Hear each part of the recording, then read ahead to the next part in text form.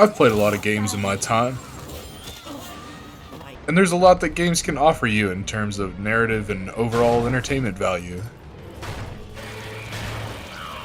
But I can remember wanting to tell cinematic stories ever since I was old enough to understand that paint chips aren't food.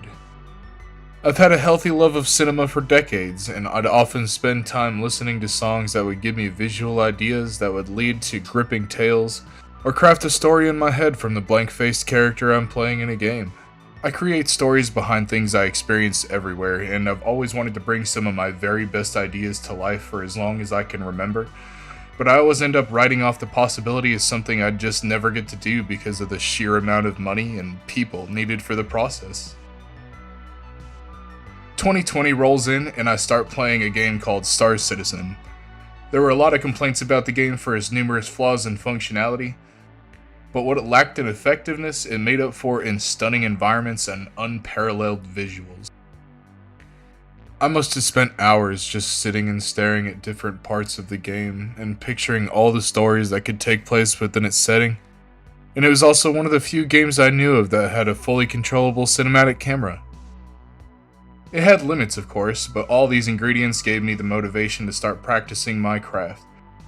I had a solid idea for a non-dialogue driven story I wanted to film, but ended up waiting on making episode 1 because it was far too complex for gameplay to allow.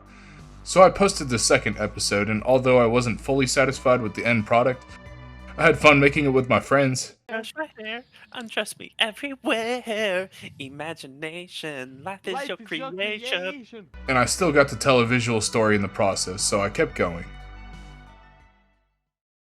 It was about midway through making episode 3 and I started teaching myself how to add After Effects into my footage in an effort to spice it up and teach myself more, when I saw this.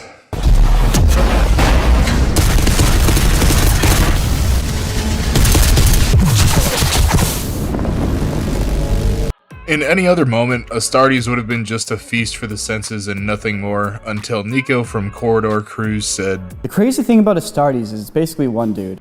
Hearing about this had such a massive impact on me. One person finally brought their vision to life on their own in such an incredible way. Astartes was the push I needed to finally realize I could take my storytelling to professional levels and lose the restrictive laws that gameplay footage followed. My logic was this: if it's possible for one guy, it's possible for me. And although I don't regret a single moment of what that logic led to, I had no idea what I was getting myself into. I had to start somewhere.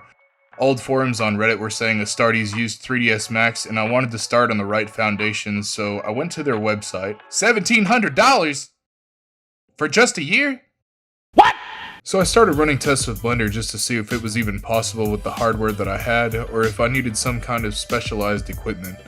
My gaming computer seemed to do the job just fine.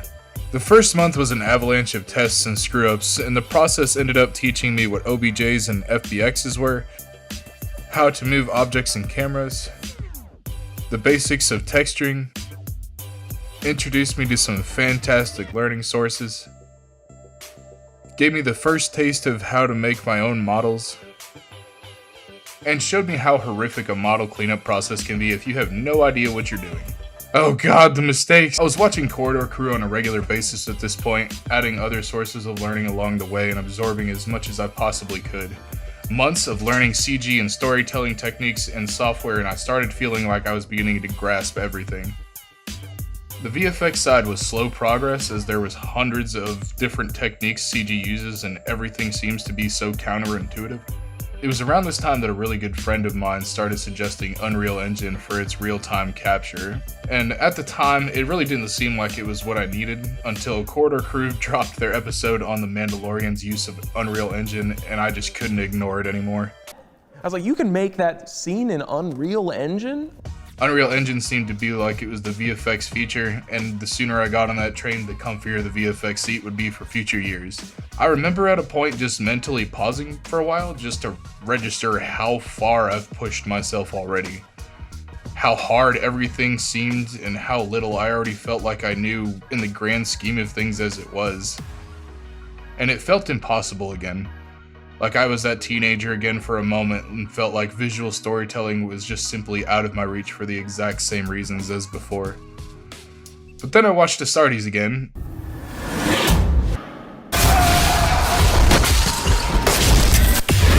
The crazy thing about Astartes is it's basically one dude. and just couldn't put it down. The next few months went into learning how to get my models into Unreal Engine, and after some time, I started to realize that while Unreal Engine has a lot of benefits that traditional VFX software doesn't have, it definitely has its limitations. It seems to really work well with models and environment realism, but the moment I started trying to teach myself particle simulations, a lot of the tutorials for Unreal Cinematic VFX left a lot to be desired. None of them are bad by any means, just that when you're trying to make films with a game engine, the tutorials you're gonna find are gonna be geared more towards gaming instead of cinema. I'm still in a bit of a standstill in that area today because I want to use the same engine for everything to keep it all unified, and keeping everything unified is important because it can make your footage lose its immersion if you screwed up. Learning about Unreal's limitations had me bummed until I figured out Houdini works with Unreal Engine's particle system and they looked awesome. I'm not really sure what happened to me at this point. Before this moment, I would have been completely overwhelmed at the thought of learning 3 different VFX softwares at the same time, but I wasn't. At this point, I was strangely excited and addicted to learning everything I possibly could and just immediately got to work on learning every tutorial I could possibly find that was relevant to my project. I'm hyped every time I get the chance to learn something new and discover a way to make things look even better. I've become addicted to the craft and there's not enough for me to learn at this point, which surprises me even more because of just how different I was before all this even started. Learning VFX is the hardest thing I've ever done, but it's quite possibly the most positive influence that anything has ever had on my life. I no longer avoid learning something new out of fear of difficulty because if I can teach myself VFX, I can handle learning just about anything. And in the end, I can express my stories in the exact manner I please. And although the entire learning process took a ton of time, sweat, frustration, and willingness to not give up just to get to the amateur level I'm at today, I wouldn't trade it for anything. Doing it brings me joy, and I hope the projects and content that all of this has led to brings all of you joy as well. Thanks for watching. Опачки!